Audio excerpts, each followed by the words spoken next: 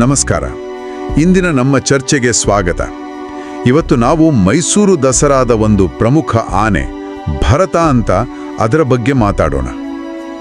ಭರತ ಒಂದು ಕಾಲದಲ್ಲಿ ಬಹಳ ಪ್ರಸಿದ್ಧ ಆನೆ ಅದು. ಹೌದು, ನಮ್ಮ ಹತ್ರ ಇರೋ ಮಾಹಿತಿ, ಕೆಲವು ಲೇಖನಗಳು, ಟಿಪ್ಪಣಿಗಳು ಇವೆಲ್ಲ ಇಟ್ಕೊಂಡು ಆ ಭರತ ಆನೆಯ ಪಾತ್ರ ಏನು, ಅದರ ವಿಶೇಷತೆ ಏನು, ಆ ಕಥೆಯನ್ನ ಸ್ವಲ್ಪ ಆಳವಾಗಿ ನೋಡೋಣ ಅಂತ. ಖಂಡಿತ. ದಸರಾ ಅಂದ ತಕ್ಷಣ ಆನೆಗಳು ನೆನಪಾಗ್ತವೆ, ಅದರಲ್ಲಿ ಭರತ ಒಂದು ಮುಖ್ಯ ಹೆಸರು. ಒಂದು ಇಂಟ್ರೆಸ್ಟಿಂಗ್ ಪಾಯಿಂಟ್ ಏನಂದ್ರೆ, ಭರತ ಆನೆ ಇದೆಯಲ್ಲ, ಅದು ಆ ಕಾಲದಲ್ಲಿ ದಸರಾ ಆನೆಗಳಲ್ಲೇ ತುಂಬಾ ಎತ್ತರ, ತುಂಬಾ ಬಲಿಷ್ಠ ಇತ್ತು ಅಂತ ಹೇಳ್ತಾರೆ. ಹೌದು, ಅದು ನಿಜ. ಅದರ ಗಾತ್ರನೇ ಒಂದು ವಿಶೇಷ ಆಕರ್ಷಣೆ ಆಗಿತ್ತು. ಸರಿ, ಹಾಗಾದ್ರೆ ಶುರು ಮಾಡೋಣ. ಈ ಭರತ ಆನೆ ಇದರ ಮೂಲ ಎಲ್ಲಿ, ಅಂದ್ರೆ ಎಲ್ಲಿ ಹಿಡಿದ್ರು ಇದನ್ನ, ಯಾವಾಗ? ಲಭ್ಯ ಇರೋ ಮಾಹಿತಿ ಪ್ರಕಾರ ಇದನ್ನ 1982ರಲ್ಲಿ ಸೆರೆ ಹಿಡಿದಿದ್ದು. 1982. ಸರಿ, ಆದ್ರೆ ಎಲ್ಲಿ ಅನ್ನೋದ್ರ ಬಗ್ಗೆ ಸ್ವಲ್ಪ ಎರಡು ತರದ ಮಾಹಿತಿ ಇದೆ. ಒಂದು ಹೇಳೋದು ಹಾಸನ ಜಿಲ್ಲೆ ಇದೆಯಲ್ಲ, ಯಸಳೂರು ಹತ್ರ ಕಟ್ಟೆಪುರ ಕಾಡು ಅಂತ. ಓ, ಕಟ್ಟೆಪುರ, ಓಕೆ. ಇನ್ನೊಂದು ಮಾಹಿತಿ ಪ್ರಕಾರ HD ಕೋಟೆ ಇದೆಯಲ್ಲ, ಆ ಕಡೆ ಕಾಡಲ್ಲಿ ಹಿಡಿದ್ರು ಅಂತಾನೂ ಹೇಳ್ತಾರೆ. ಅಂದ್ರೆ ಯಾವ ಜಾಗ ಅಂತ ಪಕ್ಕ ಹೇಳೋಕಾಗಲ್ಲ, ಸ್ವಲ್ಪ ಅಸ್ಪಷ್ಟತೆ ಇದೆ. ಹೌದು, ಸ್ವಲ್ಪ ಮಟ್ಟಿಗೆ. ಹಳೆಯ ದಾಖಲೆಗಳಲ್ಲಿ ಈ ತರ ಆಗೋದು ಸಹಜ. ಕೆಲವೊಮ್ಮೆ ಬೇರೆ ಬೇರೆ ಕಡೆಯಿಂದ ಮಾಹಿತಿ ಬಂದಾಗ ವ್ಯತ್ಯಾಸ ಆಗುತ್ತೆ. ಅದ್ ಸರಿ ಬಿಡಿ. ಆದ್ರೆ 1982 ಅನ್ನೋದು ಒಂದ್ ರೀತಿಯಲ್ಲಿ ಖಚಿತ ಅಲ್ವಾ? ಹೌದು, ಆ ವರ್ಷ ಅಂತಾನೆ ಉಲ್ಲೇಖ ಇರೋದು. ಸರಿ, ಸೆರೆ ಹಿಡಿದ ಮೇಲೆ ಎಲ್ಲಿ ಕರ್ಕೊಂಡು ಹೋದ್ರು, ಎಲ್ಲಿ ಸಾಕಿದ್ರು ಇದನ್ನ? ಅದನ್ನ ತಿತಿಮತಿ ಹತ್ರ ಮತ್ತಿಗೋಡು ಆನೆ ಕ್ಯಾಂಪ್ ಇದೆಯಲ್ಲ, ಅಲ್ಲಿಗೆ ತಂದ್ರು. ಆಹಾ, ಮತ್ತಿಗೋಡು. ಅಲ್ಲೇ ಅದನ್ನ ಪಳಗಿಸಿದ್ದು, ಪೋಷಣೆ ಮಾಡಿದ್ದು ಎಲ್ಲ. ಮತ್ತಿಗೋಡು ಕ್ಯಾಂಪ್ ಬಗ್ಗೆ ಗೊತ್ತಲ್ವಾ? ಅದು ಆನೆಗಳಿಗೆ ಬಹಳ ಮುಖ್ಯವಾದ ಕೇಂದ್ರ. ಹೌದು ಹೌದು, ದಸರಾ ಆನೆಗಳ ತರಬೇತಿ, ಪೋಷಣೆ ಎಲ್ಲದರಲ್ಲೂ ಮತ್ತಿಗೋಡು, ದುಬಾರೆ ಎಲ್ಲ ಪ್ರಮುಖ ಪಾತ್ರ ವಹಿಸ್ತವೆ. ಖಂಡಿತ. ಸರಿ, ಈಗ ಭರತನ ಒಂದು ಪರ್ಸನಾಲಿಟಿ ಬಗ್ಗೆ ಬರೋಣ. ನಾವು ಶುರುವಲ್ಲೇ ಹೇಳಿದ್ವಿ, ಇದು ದೈಹಿಕವಾಗಿ ತುಂಬಾ ದೊಡ್ಡದು, ಬಲಿಷ್ಠ ಅಂತ. ಅದರ ಬಗ್ಗೆ ಸ್ವಲ್ಪ ವಿವರಿಸಿ. ಹೌದು, ಇದು ಭರತನ ಕಥೆಯಲ್ಲಿ ತುಂಬಾ ಮುಖ್ಯವಾದ ಅಂಶ. ಆ ಕಾಲದಲ್ಲಿ, ಅಂದ್ರೆ ನೀವು 80ರ ದಶಕದ ಕೊನೆ 90ರ ದಶಕ ಅನ್ಕೊಳ್ಳಿ, ದಸರಾಗೆ ಬರ್ತಿದ್ದ ಆನೆಗಳಲ್ಲಿ ಭರತನೇ ಅತಿ ಎತ್ತರ ಇದ್ದಿದ್ದು ಅಂತ ಹೇಳ್ತಾರೆ. ಅಬ್ಬಾ, ಅತಿ ಎತ್ತರ ಅಂದ್ರೆ? ಹೌದು, ಅಷ್ಟೇ ಅಲ್ಲ, ತುಂಬಾ ಬಲಿಷ್ಠ ಕೂಡ. ದೃಢಕಾಯ ಆನೆ. ಅದರ ನಡಿಗೆ, ಅದು ನಿಲ್ಲೋ ಸ್ಟೈಲ್ ಇದೆಯಲ್ಲ, ಅದರಲ್ಲೇ ಒಂದು ಗಾಂಭೀರ್ಯ ಇತ್ತು ಅಂತಾರೆ ನೋಡಿದವರು. ಅಂದ್ರೆ ನೋಡೋದಕ್ಕೆ ಒಂಥರ ಖದರಿತ್ತು ಅಂತಾಯ್ತು. ಖಂಡಿತ. ಇಷ್ಟು ದೊಡ್ಡ ಬಲಿಷ್ಠ ಆನೆಯ ಸ್ವಭಾವ ಹೇಗಿತ್ತು? ಸಾಮಾನ್ಯವಾಗಿ ನಾವು ಆನೆ ಅಂದ್ರೆ ಶಾಂತ ಸ್ವಭಾವ ಅನ್ಕೋತೀವಿ. ಅದೇ ಪ್ರತಿಯೊಂದಕ್ಕೂ ಅದರದೇ ಆದ ವ್ಯಕ್ತಿತ್ವ ಇರುತ್ತಲ್ಲ? ಖಂಡಿತ ಖಂಡಿತ, ಪ್ರತಿಯೊಂದು ಆನೆನೂ ವಿಭಿನ್ನನೆ. ಭರತನ ವಿಷಯದಲ್ಲಿ ಇದು ಇನ್ನೂ ಒಂದ್ ಸ್ವಲ್ಪ ಕ್ಯೂರಿಯಸ್ ಆಗಿದೆ. ಯಾಕೆಂದ್ರೆ ಅದು ನೋಡ್ದಷ್ಟು ಗಂಭೀರವಾಗಿತ್ತೋ, ಅದರ ಸ್ವಭಾವ ಸ್ವಲ್ಪ ಮುಂಗೋಪಿಯಾಗಿತ್ತು ಅಂತ ಹೇಳ್ತಾರೆ. ಓ, ಹೌದಾ? ಹೌದು. ಅಷ್ಟು ದೊಡ್ಡ ಶಕ್ತಿ, ಅದರ ಜೊತೆ ಕೋಪನೂ ಇತ್ತ? ಹೌದು, ಶಾರ್ಟ್ ಟೆಂಪರ್ಡ್ ಅಂತಾರಲ್ಲ, ಆ ತರ. ಇದು ನಿಜಕ್ಕೂ ಇಂಟ್ರೆಸ್ಟಿಂಗ್ ಕಾಂಬಿನೇಷನ್. ಗಾಂಭೀರ್ಯ, ಶಕ್ತಿ ಜೊತೆಗೆ ಕೋಪ. ಹಾಗಾದ್ರೆ ಅದನ್ನ ನಿಭಾಯಿಸೋದು ಕಷ್ಟ ಆಗಿರ್ಲಿಲ್ವಾ? ಆಬ್ವಿಯಸ್ಲಿ. ತುಂಬಾ ಶಕ್ತಿ ಇರೋ ಜೊತೆಗೆ ಸ್ವಲ್ಪ ಕೋಪ ಜಾಸ್ತಿ ಇರೋ ಆನೆನ ನಿಭಾಯಿಸೋದು ಮಾವುತರಿಗೆ ಸವಾಲೇ ಸರಿ. ಇದ್ರ ಬಗ್ಗೆ ಒಂದು ಘಟನೆ ಕೂಡ ನಡೆದಿದೆ ಅಂತ ಮಾಹಿತಿ ಇದೆ. ಯಾವುದೋ ಒಂದು ಸಮಾರಂಭದಲ್ಲಿ ಭರತ ತನ್ನ ಸ್ವಂತ ಮಾವುತನ ಮೇಲೇನೆ ದಾಳಿ ಮಾಡಿ ಗಾಯ ಮಾಡಿತ್ತು ಅಂತ. ಅಯ್ಯೋ, ಅದು ನಿಜಕ್ಕೂ ಭಯಾನಕ ಅಲ್ವಾ? ಮಾವುತ ಆನೆ ಸಂಬಂಧ ಅನ್ನೋದೇ ವಿಶೇಷ. ಆ ಥರ ಆದ್ರೆ ಕಷ್ಟ. ಹೌದು, ಬಹಳ ಕಷ್ಟ. ಈ ಘಟನೆ ನಡೆದ ಮೇಲೂ ಅದನ್ನ ದಸರಾದಂತಹ ದೊಡ್ಡ ಕಾರ್ಯಕ್ರಮಕ್ಕೆ ಬಳಸ್ತಿದ್ರ. ಆ ಘಟನೆ ನಡೆದ್ರು ಅದನ್ನ ದಸರಾದಲ್ಲಿ ಭಾಗವಹಿಸಕ್ಕೆ ತರ್ತಾ ಇದ್ರು. ಬಹುಶಃ ಅನುಭವಿ ಮಾವುತರಿರ್ತಾರಲ್ಲ, ಅವ್ರಿಗದರ ಸ್ವಭಾವ ಗೊತ್ತಿರುತ್ತೆ, ಅದನ್ನ ಹೇಗೆ ನಿಭಾಯಿಸಬೇಕು ಅನ್ನೋ ಕಲೆ ಗೊತ್ತಿರುತ್ತೆ ಅನ್ಸುತ್ತೆ. ಸರಿ ಸರಿ. ಬಟ್ ಈ ತರ ಘಟನೆ ಆದಾಗ ಟ್ರೈನಿಂಗ್ ಅಲ್ಲಿ ಹ್ಯಾಂಡಲ್ ಮಾಡೋ ರೀತಿಯಲ್ಲಿ ಕೆಲವು ಬದಲಾವಣೆ ಮಾಡ್ತಾರೆ. ಮಾವುತರು ಇನ್ನೂ ಹುಷಾರಾಗಿರ್ತಾರೆ. ಹೌದು. ಇಲ್ಲಿ ಇನ್ನೊಂದು ವಿಷಯ ನಾವು ನೆನ್ಪಿಡ್ಬೇಕು. ಆನೆಗಳು ಎಷ್ಟೇ ಪಳಗಿದ್ರು ಅವು ಮೂಲತಃ ಕಾಡು ಪ್ರಾಣಿಗಳು. ಅವುಗಳ ನಡವಳಿಕೆ ಯಾವಾಗ್ಲೂ ನಾವ್ ಅಂದ್ಕೊಂಡಾಗೆ ಇರಲ್ಲ. ಕರೆಕ್ಟ್, ನಿಜ ನಿಜ. ಈ ಎಲ್ಲಾ ಚಾಲೆಂಜ್ಗಳ ಮಧ್ಯೆನೂ ಭರತ ತುಂಬಾ ವರ್ಷ ದಸರಾ ಸೇವೆ ಮಾಡಿದೆ. ಹೌದು. ಅದರ ಪಾತ್ರದ ಬಗ್ಗೆ ಹೇಳೋದಾದ್ರೆ, ಎಷ್ಟು ವರ್ಷ ಭಾಗವಹಿಸಿತ್ತು ದಸರಾದಲ್ಲಿ?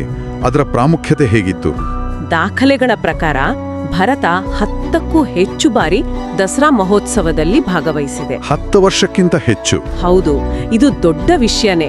ದಶಕಕ್ಕಿಂತ ಹೆಚ್ಚು ಕಾಲ ದಸರಾದಂತಹ ದೊಡ್ಡ ಕಷ್ಟಕರ ಮೆರವಣಿಗೆಯಲ್ಲಿ ಭಾಗವಹಿಸೋದು ಅಂದ್ರೆ ಸುಲಭ ಅಲ್ಲ. ಇದು ಆ ಆನೆಯ ಸಾಮರ್ಥ್ಯ ಜೊತೆಗೆ ಅದನ್ನ ನಿಭಾಯಿಸುತ್ತಿದ್ದ ಮಾವುತರ ಕೌಶಲ್ಯ ಎರಡನ್ನೂ ತೋರಿಸುತ್ತೆ. 10 ವರ್ಷಕ್ಕೂ ಹೆಚ್ಚು ಅಂದ್ರೆ ಯಾವ ಅವಧಿ ಇರಬಹುದು? 80ರ ಕೊನೆಯಿಂದ ಶುರುವಾಗಿ 2000ನೇ ಇಸ್ವಿ ಆರಂಭದವರೆಗೂನ? ಹೆಚ್ಚು ಕಡಿಮೆ ಆ ಅವಧಿನೇ ಹೌದು. ಆದ್ರೆ ಇಲ್ಲಿ ಇನ್ನೊಂದು ಪಾಯಿಂಟ್ ಇದೆ. ಅದರ ಕೊನೆ ವರ್ಷಗಳಲ್ಲಿ ಅಂದ್ರೆ ಅದು ಸಾಯೋಕೆ ಕೆಲವು ವರ್ಷ ಮುಂಚೆ ಭರತ ದಸರಾದಲ್ಲಿ ಭಾಗವಹಿಸೋದನ್ನ ನಿಲ್ಸಿತ್ತು. ಓ, ಹಾಗೇಕೆ? ನಿಲ್ಸೋಕೆ ಕಾರಣ ಏನಾದ್ರೂ ಗೊತ್ತಿದ್ಯಾ? ನೀವು ಹೇಳಿದ ಆ ಕೋಪದ ಸ್ವಭಾವ ಕಾರಣವಾಯಿತಾ ಅಥವಾ ಬೇರೆ ಏನಾದ್ರೂ? ಪಕ್ಕಾ ಕಾರಣ ಏನು ಅಂತ ಎಲ್ಲೂ ಸ್ಪಷ್ಟವಾಗಿ ಹೇಳಿಲ್ಲ. ಆದ್ರೆ ಸಾಮಾನ್ಯವಾಗಿ ಆನೆಗಳನ್ನ ದಸರಾದಿಂದ ಯಾಕೆ ಬಿಡಿಸ್ತಾರೆ ಅಂದ್ರೆ 1-2-3 ಕಾರಣ ಇರುತ್ತೆ. ಒಂದು, ವಯಸ್ಸಾಗೋದು. ಸಹಜ. ವಯಸ್ಸಾದ್ಮೇಲೆ ಆ ಮೆರವಣಿಗೆಯ ಶ್ರಮ ತಡ್ಕೊಳಕ್ಕಾಗಲ್ಲ. ಎರಡನೇದ್ದು, ಆರೋಗ್ಯ ಸರಿ ಇಲ್ದೇ ಇರೋದು. ಏನಾದ್ರೂ ಅನಾರೋಗ್ಯ ಇಲ್ಲ ದೈಹಿಕವಾಗಿ ವೀಕ್ ಆಗಿದ್ರೆ. ಸರಿ. ಇನ್ನು 3ನೇ ಕಾರಣ, ನೀವು ಹೇಳಿದಾಗೆ ಸ್ವಭಾವದಲ್ಲಿ ಏನಾದ್ರೂ ತೊಂದರೆ ಕಾಣಿಸ್ಕೊಂಡ್ರೆ, ಅಂದ್ರೆ ತುಂಬಾ ಅಗ್ರೆಸಿವ್ ಆದ್ರೆ, ಕಂಟ್ರೋಲ್ ಮಾಡೋಕ್ ಕಷ್ಟ ಆದ್ರೆ ಸೇಫ್ಟಿ ದೃಷ್ಟಿನ ಅವಾಯ್ಡ್ ಮಾಡ್ತಾರೆ. ಹೌದು. ಭರತನ್ ವಿಷಯದಲ್ಲಿ ಈ 3ರಲ್ಲಿ ಯಾವುದು ಮುಖ್ಯ ಕಾರಣ ಅಂತ ಸ್ಪಷ್ಟ ಇಲ್ಲ. ಆದ್ರೆ ಕೊನೆ ವರ್ಷಗಳಲ್ಲಿ ಅದು ರೆಸ್ಟ್ ಅಲ್ಲಿತ್ತು. ಬಹುಶಃ ವಯಸ್ಸು ಮತ್ತು ಆರೋಗ್ಯದ ಕಾರಣಗಳೇ ಇರಬಹುದು. ಹೌದು, ದೀರ್ಘಕಾಲ ಸೇವೆ ಸಲ್ಲಿಸಿದ ಮೇಲೆ ಅದಕ್ಕೆ ವಿಶ್ರಾಂತಿ ಕೊಟ್ಟಿರ್ಬೋದು. ಇಷ್ಟು ವರ್ಷ ದಸರಾ ಗಜಪಡೆಯಲ್ಲಿ ಒಂದು ಮುಖ್ಯ ಸ್ಥಾನದಲ್ಲಿದ್ದ ಈ ಆನೆ, ಅದರ ಅಂತ್ಯ ಹೇಗಾಯ್ತು? ಭರತ 2011ರಲ್ಲಿ ಅನಾರೋಗ್ಯದಿಂದ ತೀರಿಕೊಡ್ತು. ಓ, 2011ರಲ್ಲಿ? ಹೌದು. ಮತ್ತೆಗೋಡು ಆನೆ ಶಿಬಿರದಲ್ಲಿ. ಪ್ರಾಣಿಗಳ ಜೀವನದಲ್ಲಿ ಇದು ಸಹಜ ಅಲ್ವಾ? ಅನಾರೋಗ್ಯ, ವಯಸ್ಸಾಗೋದು. ಸುಮಾರು 30 ವರ್ಷ ಅದು ನಮ್ಮ ಜೊತೆಗಿತ್ತು. ಸೆರೆ ಹಿಡಿದ ಮೇಲಿಂದ ದಸರಾ ಪರಂಪರೆಗೆ ತನ್ನದೇ ಆದ ಸೇವೆ ಕೊಟ್ಟು ಹೋಯ್ತು. ಹಾಗಾದ್ರೆ ಈ ಎಲ್ಲಾ ಮಾಹಿತಿಯನ್ನ ಒಟ್ಟಿಗೆ ಸೇರಿಸಿ ನೋಡಿದ್ರೆ ಭರತ ಆನೆಯ ಬಗ್ಗೆ ನಾವು ಏನ್ ಹೇಳ್ಬೋದು? ಅದರ ಕಥೆಯಿಂದ ನಮಗೆ ಏನ್ ಅರ್ಥ ಆಗತ್ತೆ? ಭರತನ ಕತೆ ಇದೆಯಲ್ಲ, ಇದು ಕೆಲವು ವಿಷಯಗಳನ್ನ ನಮ್ಮ ಗಮನಕ್ಕೆ ತರುತ್ತೆ. ಮೊದಲನೇದಾಗಿ, ದಸರಾ ಆನೆಗಳು ಅಂದ್ರೆ ಬರೀ ಉತ್ಸವದ ಭಾಗ ಅಲ್ಲ. ಪ್ರತಿಯೊಂದಕ್ಕೂ ಅದರದೇ ಆದ ಒಂದು ಪರ್ಸನಾಲಿಟಿ, ಒಂದು ಹಿಸ್ಟ್ರಿ, ಒಂದು ಕಥೆ ಇರುತ್ತೆ ಅನ್ನೋದನ್ನ ಇದು ತೋರಿಸುತ್ತೆ. ಹೌದು. ಭರತನ ಎತ್ತರ, ಶಕ್ತಿ, ಆ ಗಾಂಭೀರ್ಯ, ಅದರ ಜೊತೆಗೆ ಆ ಮುಂಗೋಪದ ಸ್ವಭಾವ, ಇದೆಲ್ಲ ಸೇರಿ ಅದಕ್ಕೊಂದು ವಿಶಿಷ್ಟ ಸ್ಥಾನ ಕೊಟ್ಟಿತ್ತು. ಎರಡನೇದಾಗಿ, ಈ ಆನೆಗಳನ್ನ ಕಾಡಿಂದ ತರೋದು, ಪಳಗಿಸೋದು, ದಸರಾ ಮೆರವಣಿಗೆಗೆ ತಯಾರು ಮಾಡೋದು, ಈ ಇಡೀ ಪ್ರಾಸೆಸ್ ಎಷ್ಟು ಕಷ್ಟ, ಎಷ್ಟು ಸವಾಲಿನದ್ದು ಅನ್ನೋದು ಗೊತ್ತಾಗತ್ತೆ. ಹೌದು. ಮಾವುತರು, ಕ್ಯಾಂಪ್ ಸಿಬ್ಬಂದಿ, ಅವರ ಶ್ರಮ ಇದರಲ್ಲಿ ಬಹಳ ಮುಖ್ಯ. ನಿಜ. ಇನ್ನು 3ನೇದಾಗಿ, ಭರತನ ಕಥೆ ಈ ದೊಡ್ಡ ಪ್ರಾಣಿಗಳ ಜೀವನ ಚಕ್ರವನ್ನೇ ನಮ್ಮ ಕಣ್ಣು ಮುಂದೆ ತರುತ್ತೆ. ಅವುಗಳ ಯೌವನ, ಸೇವೆ, ವಯಸ್ಸಾಗೋದು, ಕೊನೆಗೆ ಸಾವು. ಅವುಗಳ ಆರೋಗ್ಯ, ಸ್ವಭಾವ, ಅವು ಫೇಸ್ ಮಾಡೋ ಚಾಲೆಂಜಸ್, ಇದರ ಬಗ್ಗೆ ಯೋಚನೆ ಮಾಡೋ ಹಾಗೆ ಮಾಡುತ್ತೆ. ಭರತ ದಸರಾದಲ್ಲಿ ಭಾಗವಹಿಸೋದು ನಿಲ್ಸಿದ್ದು, ಆಮೇಲೆ ಅನಾರೋಗ್ಯದಿಂದ ಸತ್ತಿದ್ದು, ಇವೆಲ್ಲ ಅವುಗಳ ಜೀವನದ ರಿಯಾಲಿಟೀಸ್. ಹೌದು, ನಿಜ. ಕೇವಲ ಅದರ ಶಕ್ತಿ, ಗಾಂಭೀರ್ಯ ಅಷ್ಟೇ ಅಲ್ಲ, ಅದರ ಸ್ವಭಾವದ ಸೂಕ್ಷ್ಮತೆಗಳು, ಅದು ಎದುರಿಸಿದ ಕಷ್ಟಗಳು, ಅದರ ಪೂರ್ತಿ ಜೀವನ ಪಯಣ ಗಮನಿಸಿದಾಗ ಭರತ ಆನೆಯ ಚಿತ್ರಣ ಇನ್ನಷ್ಟು ಕಂಪ್ಲೀಟ್ ಆಗುತ್ತೆ. ಕರೆಕ್ಟ್. ಅದು ದಸರಾ ಇತಿಹಾಸದಲ್ಲಿ ಬರೀ ಒಂದು ಹೆಸರಲ್ಲ, ಅದೊಂದು ಜೀವಂತ ಅಧ್ಯಾಯ ಇದ್ದ ಹಾಗೆ. ಖಂಡಿತವಾಗಿಯೂ. ಅದರ 10 ವರ್ಷಕ್ಕೂ ಹೆಚ್ಚಿನ ದಸರಾ ಸೇವೆ, ಆ ಕಾಲದ ಅತಿ ಎತ್ತರದ ಆನೆ ಅನ್ನೋ ಹೆಗ್ಗಳಿಕೆ, ಅದರ ಆ ಯುನೀಕ್ ನೇಚರ್, ಇವೆಲ್ಲ ಸೇರಿ ಭರತನನ್ನ ದಸರಾ ಗಜಪಡೆಯ ಮರೆಯಲಾಗದ ಆನೆಗಳಲ್ಲಿ ಒಂದಾಗಿಸಿದೆ. ಒಟ್ನಲ್ಲಿ ಹೇಳೋದಾದ್ರೆ, ಭರತ ಆನೆ ತನ್ನ ಗಾಂಭೀರ್ಯ, ಶಕ್ತಿ ಮತ್ತೆ ಆ ಸ್ವಲ್ಪ ಅನಿರೀಕ್ಷಿತ ಸ್ವಭಾವದಿಂದಾಗಿ ಮೈಸೂರು ದಸರಾ ಇತಿಹಾಸದಲ್ಲಿ ಒಂದು ವಿಶಿಷ್ಟವಾದ, ನೆನಪಲ್ಲಿ ಉಳಿಯೋ ಪಾತ್ರ ನಿರ್ವಹಿಸಿದೆ ಅನ್ನೋದು ಸ್ಪಷ್ಟ ಅಲ್ವಾ? ಹೌದು, ಸ್ಪಷ್ಟ. ಅದರ ಕಥೆ ದಸರಾ ಪರಂಪರೆಯ ಶ್ರೀಮಂತಿಕೆಗೆ ಒಂದು ಮುಖ್ಯ ಎಳೆ. ಇದನ್ನ ನಾವೊಂದು ದೊಡ್ಡ ಪಿಕ್ಚರ್ ಅಲ್ಲಿ ಇಟ್ಟು ನೋಡಿದ್ರೆ ಭರತನ ಕಥೆ ಒಂದು ವಿಷಯವನ್ನ ಒತ್ತಿ ಹೇಳುತ್ತೆ. ದಸರಾದಂತಹ ಸಾಂಸ್ಕೃತಿಕ ಆಚರಣೆಗಳು ನಡೆಯೋದ್ರಿಂದೇ ಈ ಭವ್ಯ ಪ್ರಾಣಿಗಳ ವೈಯಕ್ತಿಕ ಜೀವನ, ಅವುಗಳ ಗುಣಗಳು, ಅವುಗಳ ಆರೈಕೆ ಎಲ್ಲವೂ ಅಡಗಿರುತ್ತೆ. ಖಂಡಿತ. ಅವು ಕೇವಲ ಉತ್ಸವದ ಸಾಮಗ್ರಿಗಳಲ್ಲ, ಅವುಗಳದ್ದೇ ಆದ ಒಂದು ಅಸ್ತಿತ್ವ, ಭಾವನೆಗಳು, ಸವಾಲುಗಳಿರ್ತವೆ. ಹೌದು.